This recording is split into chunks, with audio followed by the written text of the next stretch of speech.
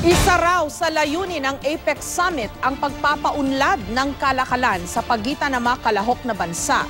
Pero tanong ng mga maliliit na negosyante, kasama kaya sila sa makikinabang sa APEC Summit? May report si Mariz Umali. Mahigit 20 taon nang nagbebenta ng barbecue at iba pang ihaw-ihaw si Mary Jane Amen at kanyang asawa.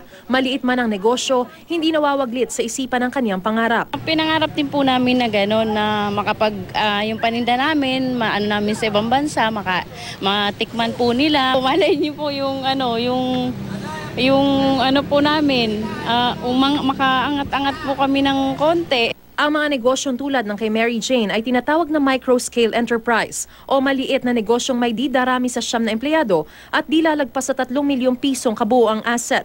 At sa gaganaping APEC Economic Leaders Summit, tanong ng maliliit na negosyanteng tulad ni Mary Jane, kasama ba kami sa makikinabang dyan?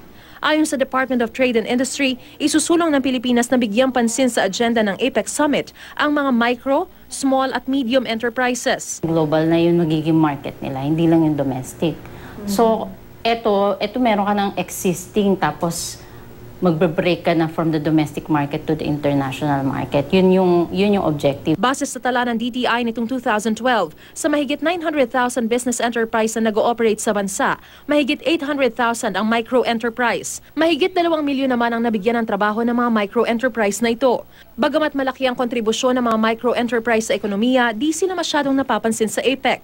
Tulad na lamang ang numero 1 problema, ang kawalan ng pera at bangko magpapautang. Ayon sa Bangko Sentral ng Pilipinas, alam nilang magiging issue ito sa maliliit na negosyante sa harap ng lumalagong kalakalan sa buong mundo.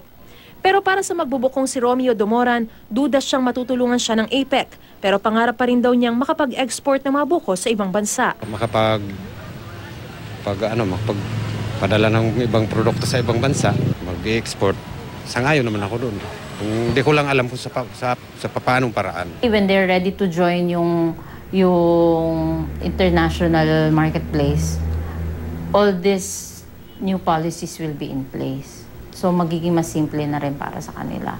Mariz Umali, GMA News.